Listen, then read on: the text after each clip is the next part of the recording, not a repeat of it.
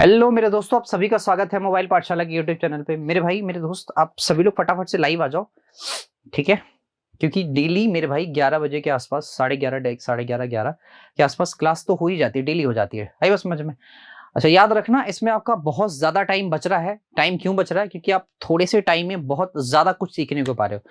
फालतू कोई कमेंट नहीं है, फालतू कोई अपना दिमाग को इधर उधर डिस्टर्ब नहीं करना। सीधे सीधे आओ और लेक्चर पूरा का पूरा अटेंड किया करो, क्योंकि लेक्चर में हमने बहुत सारी चीजें कवर करी हुई हैं। जैसे भी पुराना जो लेक्चर है उसमें इलेक्शन की टाइप है, यानी चुनाव की टाइप, चुनाव में कैसे कैसे उम्मीदवार जीतते हारते हैं, वो वाली टाइप है। तो उसको जाके क्लियर कर लो। फिर इसके बाद यहाँ पे आज हम करेंगे नंबर, है ना, नंबर से रिलेटेड सवाल। तो देखना जरा ध्यान से, हर चीज का एक प्रोसेस होता है। जैसे परसेंटेज में अगर प्रोसेस को हमने फॉलो नहीं किया ना, तो मुंह के बल गिरोगे। फिर मतलब ये है कि फिर कोई उठाने वाला तुम्हें नहीं होगा। समझ रहे हो ना? मतलब अगर प्रोसेस को फॉलो नहीं किया तो, यानी कि पहले छोटा लेवल का सवाल, फिर उससे बड़ा, फिर उससे बड़ा, फिर उससे बड़ा, फिर ऐसे करके तुम छूने को तो आसमान है, छू, लेकिन स्टार्ट तुम्हें जमीन से ही करना पड़ेगा ना, है कि नहीं? चलो यहां से करो। आप जो कर सकते हैं उसके साथ हस्तक्षेप ना करें। बात है समझ में? जो आप कर सकते हैं, ठीक है ना, उसके साथ हस्तक्षेप मत करो। मतलब ये है कि जो तुम कर सकते हो, जो तुम्हारे में स्ट्रेंथ है, वो उसमें मतलब कोई बहानेबाजी मत करो। आता है समझ में? कोई बहानेबाजी नहीं, कोई एक्सटर्नल कोई भी वो चीजों को इंटर मत होने दो। है बस समझ में? मतलब ये है कि अगर तुम पढ़ रहे हो, फिर पता चले कि अभी जाना है क्रिकेट खेलने, तो ये क्रिकेट का जो इंटरफेरेंस है ना, जो भी, ये बड़ा घातक होगा तुम्हारे लिए। उतना तुम्हारा टाइम जाएगा, तुम्हारी बॉडी में पेन होगा, दुनिया भर की चीजें हैं। क्योंकि हम भी कभी कभी निकल लेते हैं क्रिकेट वर्केट खेलने, तो ये गड़बड़ होता है सारा काम। डिवोशन कहाँ पे होना चाहिए? इन सवालों पे होना चाहिए। जैसे ये एग्जाम की टाइप है, तो एग्जाम में आपको सवाल कैसे देखने को मिलेंगे, इसमें जरा देखना। कह रहा है परीक्षा में 52% अंग्रेजी में उत्तीर्ण हुए, फिर कहता 42% गणित में उत्तीर्ण हो गए। कहता दोनों विषयों में मेरे दोस्तों आपसे कह रहा है 17%। तो यार एक बात समझना मेरी बात ध्यान से, इसको हम बोलते हैं वेन डायग्राम टाइप।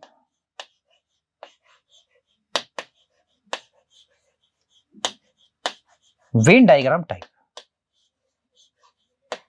तो वेन डायग्राम टाइप क्या होती है भाई? सर वेन डायग्राम टाइप में हमारे पास दो ऐसे बड़े बड़े गोले होते हैं। सपोज करो ये मैथ्स पढ़ता है मेरे दोस्तों, और ये इंग्लिश पढ़ता है। ये मैथ्स पढ़ता है, ये इंग्लिश पढ़ता है। तो मैंने अगर बोला मेरे भाई कि ऐसा कौन सा ऐसा हिस्सा होगा, ऐसा कौन सा ऐसा भाग होगा जिसमें मैथ्स और इंग्लिश दोनों पढ़ने वाले होंगे, तो आप बोलोगे सर ये बीच वाला हिस्सा, इसमें ऐसे बच्चे हैं जो मैथ्स और इंग्लिश दोनों पढ़ते हैं। मैंने सही कहा? आप बोलोगे सर आपने बिल्कुल सही कहा, इसमें तो कोई डाउट ही नहीं है। मैंने कहा एक बात बताओ, उस हिस्से को बताओ, उस हिस्से को बताओ, उस हिस्से को बताओ जो केवल और केवल मैथ्स को रिप्रेजेंट करता है। तो भैया अगर केवल केवल मैथ्स की बात बोलेगा तो हम बी वाले में नहीं घुसेंगे, यानी कि बी के एरिया को क्रॉस नहीं करेंगे, केवल केवल ए में। तो भाई साहब ये वाला जो एरिया है ना, ये वाला जो एरिया, ये केवल केवल भाई साहब ए को रिप्रेजेंट कर रहा है, केवल केवल ए को, केवल केवल ए को। हमने बाउंड्री क्रॉस नहीं किया। हमने क्या किया? बाउंड्री क्रॉस नहीं किया।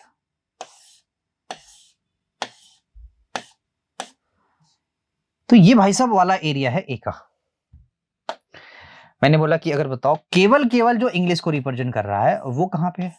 तो सर केवल केवल अगर बोलेगा तो हमें ए वाला एरिया क्रॉस नहीं करना है, ए वाला एरिया क्रॉस नहीं करना, ए वाला एरिया क्रॉस नहीं करना। यानी कि अगर ओनली बोल रहा है, अगर ये बोले भाई मेरे ओनली, क्या बोले? ओनली, क्या बोले? ओनली। अगर ये बोले ओनली ए, तो भाई साहब ओनली ए यानी कि येलो कलर। अगर आपसे बोले ओनली बी, तो भाई साहब ये होगा पिंक कलर। कौन सा है? पिंक है ना, पिंक कलर। अगर बोले कि भाई साहब बोथ, अगर बोले बोथ तो व्हाइट कलर, समझ रहे हो, व्हाइट कलर। लेकिन मेरे भाई अगर बोलता है कि ए तो याद रखना, अगर ए बोलेगा ओनली, अगर नहीं लगाता है तो इसमें येलो और प्लस व्हाइट दोनों लगाएंगे। अगर बोले भाई साहब ए नहीं, अगर बोले मैथ्स, ये मैथ्स ए नहीं है, मैथ्स है, यहां पे भी गड़बड़ कर दिया ना मैंने, only maths, only English, only maths, only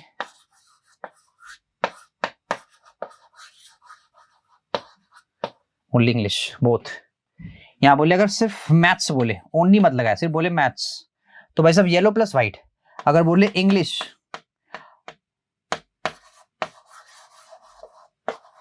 तो भाई साहब इसमें हम पिंक में व्हाइट लगाएंगे।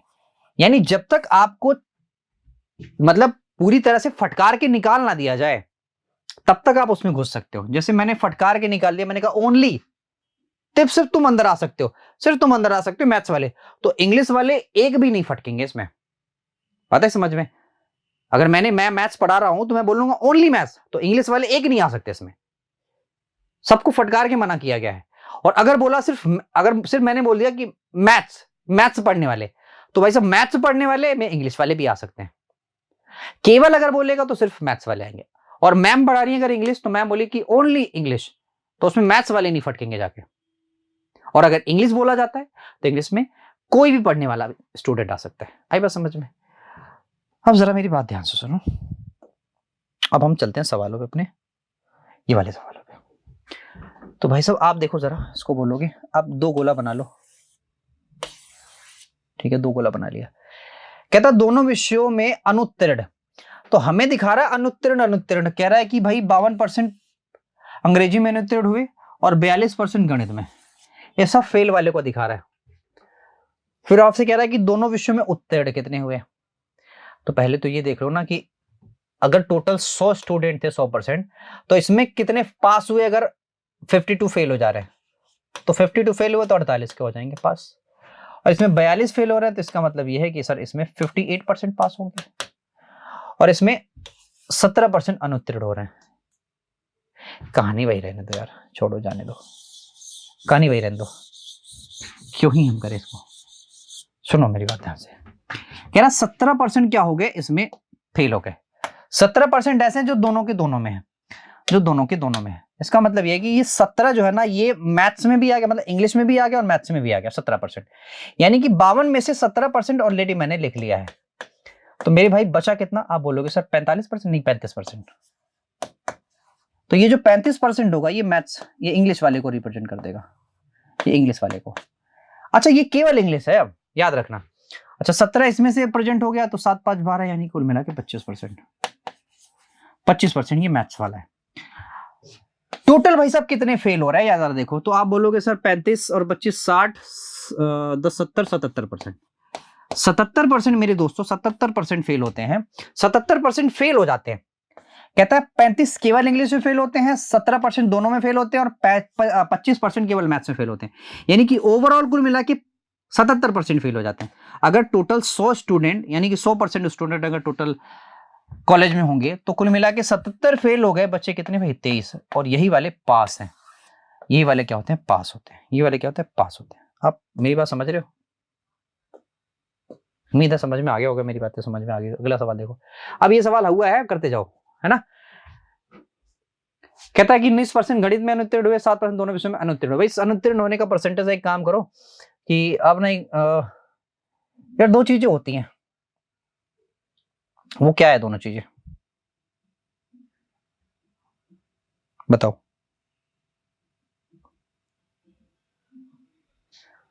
बताओ बताओ बताओ बताओ बताओ, क्या चीजें हैं दोनों?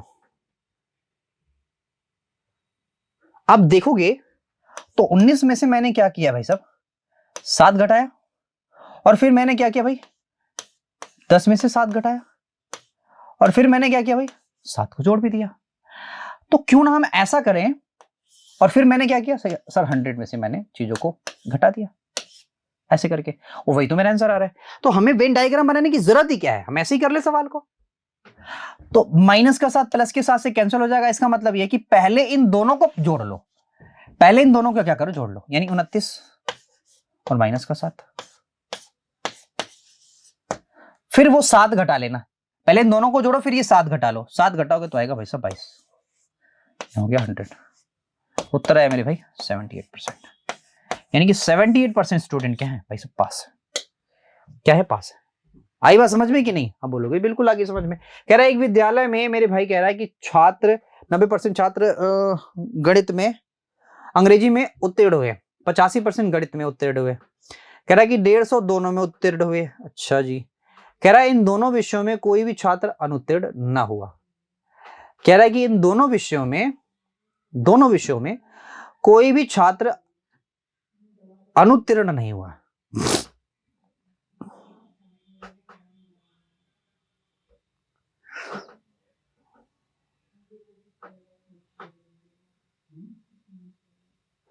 बात समझ रहे हो कि नहीं? ना बोलोगे सर समझ तो रहे हो। तो भाई अगर 90% उत्तीर्ण हो जाते हैं तो 10% क्या होंगे, फेल होंगे इसमें, और इसमें 15% फेल होंगे, है ना? हाँ या ना? बोलो सही, बिल्कुल सही। भाई अगर मेरे पास 3 गोले हैं, सॉरी मेरे पास 2 गोले हैं, तो इसमें ये बोला गया है कि 10% इसमें फेल होते हैं, ये इंग्लिश वाले हैं, ये वाले, और इसमें 0 है, इसमें कोई भी ऐसा नहीं है जो फेल हो रहा है। ओवरऑल कितने फेल हो रहे हैं भाई? 25%। अच्छा, तो ओवरऑल पास कितने हो रहे हैं सर? ओवरऑल पास 75% हो रहे हैं। ओवरऑल पास के पास कितने हो रहे हैं? 75% हो रहे हैं। ओवरऑल पास कितने हो रहे हैं? 75%, हाँ या ना? तो अगर ओवरऑल 75% पास हो रहे हैं तो यही तो सवाल में पूछा है कि 75 बराबर 150 के, तो भाई सब 200 आपके सवाल का उत्तर होगा। यानी 1 यूनिट की वैल्यू यहां से कितनी हो जाएगी? 2, तो 100 यूनिट की वैल्यू हो जाएगी मेरे भाई 200, है ना? खत्म। कह रहा है किसी परीक्षा में इंग्लिश में 70%, गणित में 80% अभ्यर्थी पास होते हैं। है समझ में? कह रहा है कि दोनों में भाई साहब 10 फेल हो जाते हैं। तो ध्यान से समझना, हमारे पास जो भी इंफॉर्मेशन होनी चाहिए वो एक ही चीज में होनी चाहिए। जैसे यहाँ पे 10% फेल होते हैं तो ये वाला पास वाला है, तो ये पास है तो इसमें 30 फेल होंगे, ये पास है तो इसमें 20 फेल होंगे। अब जो तरीका मैंने बताया भाई कर लो। कौन सा तरीका भाई? इन दोनों को पहले ऐड करो, तो भाई सब 30 20 50 हुआ, फिर इसको घटा लो यानी कि 40 हुआ, है ना? फिर 100 में से उस 40 को घटा लो, तो 100 में से 40 घटाया 60%। अब यही 60% अभ्यर्थी क्या है मेरे भाई? ये पास है ना? कहता है 144 अभ्यर्थी दोनों विषयों में पास होते हैं। 144 अभ्यर्थी दोनों विषयों में पास होते हैं, है ना? तो 60 बराबर 144 के हो जाएगा, तो 100 बराबर, तो एक काम करो 6 से काट लो ना, 6 दूना 12, 6 चौका 24, 10 बराबर इसके, तो 100 बराबर 1 0 और लगा दो, तो 140 मेरे सवाल का सही उत्तर होगा। अगला नेक्स्ट कह रहा है कि 34% छात्र गणित में फेल हुए, 42% छात्र अंग्रेजी में फेल हुए, 20% मेरे भाई दोनों में फेल हुए। देखो हर जगह फेल फेल फेल वाला है। चलो जो काम कर रहे थे वही काम करो। इन दोनों को क्या करोगे भाई? पहले जोड़ोगे, जोड़ दो, तो भाई ये 6 आ गया, 4 3 7 आ गया, माइनस का 20 कर दो, तो मेरे भाई आ गया 56 के। अब क्या करो? 100 में से घटा दो। ये तो फेल वाले ना, 100 घटाओगे तो ये पास वाले निकल जाएंगे, यानी कि मेरे भाई 44%। 44 आपके सवाल का करेक्ट आंसर है। नेक्स्ट कहता है एक परीक्षा है, 52% हिंदी में, 42% मेरे भाई अंग्रेजी में, 17% दोनों में फेल होते हैं। तो वही काम है, इन दोनों को पहले जोड़ो फटाक से, तो यहाँ 4 हो गया, 5 4 9 हो गया, माइनस का 17 कर दो, तो 17 अगर घटाए, अच्छा एक काम करो 100 भी करो, तो ये माइनस ये प्लस हो जाएगा, 4 17 और 4 कितना? 6 7 6 13 23, 23% मेरे सवाल का सही उत्तर है। तो जोड़ घटा नहीं करना है, बाकी कुछ भी नहीं करना। हाँ जी, अब यहां से कुछ अलग चालू हो रहा है। कह रहा है कि 40% लोग समाचार पत्र एक्स पढ़ते हैं, 50% लोग समाचार पत्र वाई पढ़ते हैं, 10% लोग दोनों पढ़ते हैं। कह रहा है कितने परसेंट दोनों में से कोई एक भी नहीं पढ़ता है? ठीक है, तो वही काम है यार, इन दोनों को आप क्या कर लो? जोड़ लो, 90 10 घटा लो, और इन सभी को 100 से घटा लो। समझ रहे हो ना मेरी बातें? अब बोलोगे सर बिल्कुल समझ रहा हूं, तो इसमें 20% मेरे सवाल का उत्तर आएगा, कहानी खत्म। नेक्स्ट कहता है एक सर्वे में 30% लोगों के पास सेलुलर टेलीफोन पाया गया, 75% के पास पर्सनल पीसी पाया गया, 75% के पास सेलुलर दोनों ही है, 25% के पास दोनों ही है। कहता है तो लोगों का वह प्रतिशत बताओ जिनमें पर्सनल कंप्यूटर दोनों हो, मतलब दोनों कुछ ना कुछ तो हो, ऐसा निकालना है।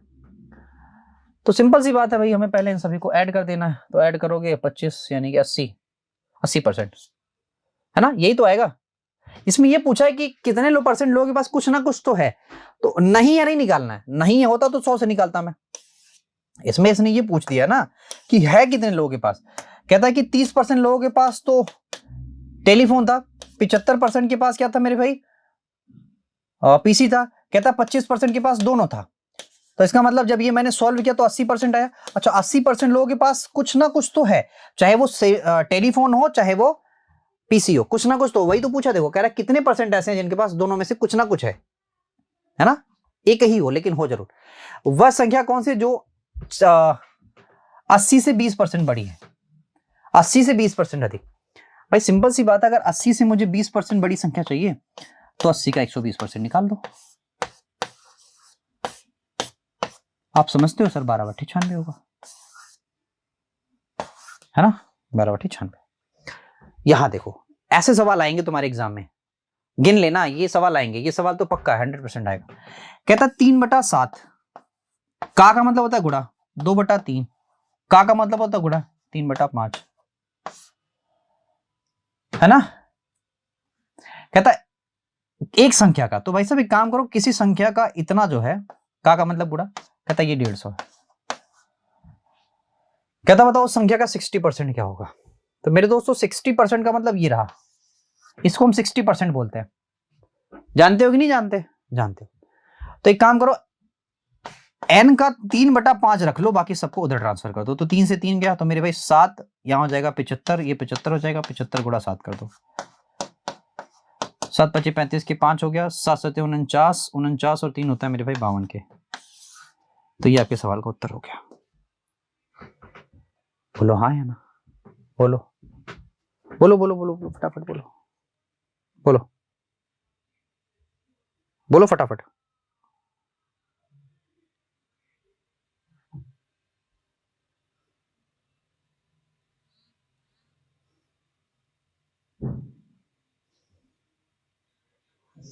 बोलो बोलो बोलो फटाफट बोलो। कह रहा भाई दो संख्याओं का योग मेरे भाई 520 है। कह रहा उनमें से बड़ी संख्या 4% कम कर दी जाए, छोटी संख्या को 12% बढ़ा दिया जाता है, तो संख्याएं एक समान हो जाती हैं। अच्छा जी। कहता भाई इनमें दो पार्ट है, एक पहला पार्ट है एक दूसरा पार्ट है। कहता है पहली वाली संख्या को 4% कम कर दिया गया, यानी कि 96 कर दिया गया, और दूसरी वाली को क्या कर दिया गया, 12% बढ़ा दी गया, इसका मतलब 112 कर दिया। कहता अब ये दोनों बराबर हो गए। ऐसा सवाल नहीं बोला, मैंने नहीं बोला, है ना। तो 16 भाई साहब, 16 छक्का 96, 16 7 112 कट गया, और परसेंट से परसेंट भी कट जाएगा, यानी फर्स्ट परसेंट देखो 6 गुणा फर्स्ट, 7 गुणा सेकंड, यानी फर्स्ट बटा second that is equal to 7/6,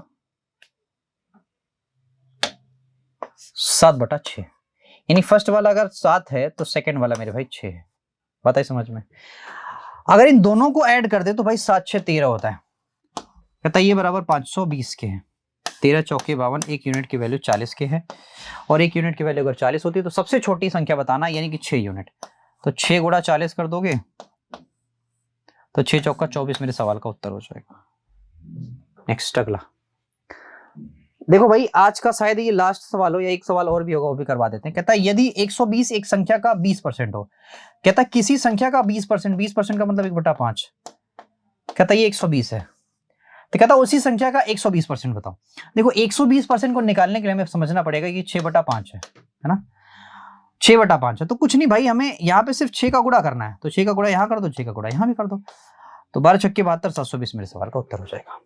यही करना था, बाकी कुछ भी नहीं। आज का ये लास्ट सवाल है, यही लास्ट है। कह रहा एक संख्या का 13% उसी संख्या के 5% से भाई साहब कितना अधिक है, कितना अधिक है, 16 अधिक है। कहता किसी संख्या के 13% 5%, तो एक काम करो, संख्या उनका छोड़ो, इन दोनों का डिफरेंस ले लो, तो डिफरेंस आया 8। तो भाई संख्या का 8% ये बराबर 16 के, तो संख्या का 100% बराबर होगा 200 के। संख्या कितनी होगी, 200 के। खत्म कहानी। अरे 8 बराबर 16 के 1 बराबर 2 के 100 बराबर 200 के, कहानी ही खत्म है मेरे भाई। आप में से कितने ऐसे बच्चे हैं जो इस सेशन का मजा उठा पाए, और कितने ऐसे बच्चे हैं जो कुछ सीख पाए? तो उनका जवाब मैं कमेंट बॉक्स में सुनना चाहता हूं। कमेंट बॉक्स में आप सभी लोग बताना कि आप कितना सीख पाए सेशन से।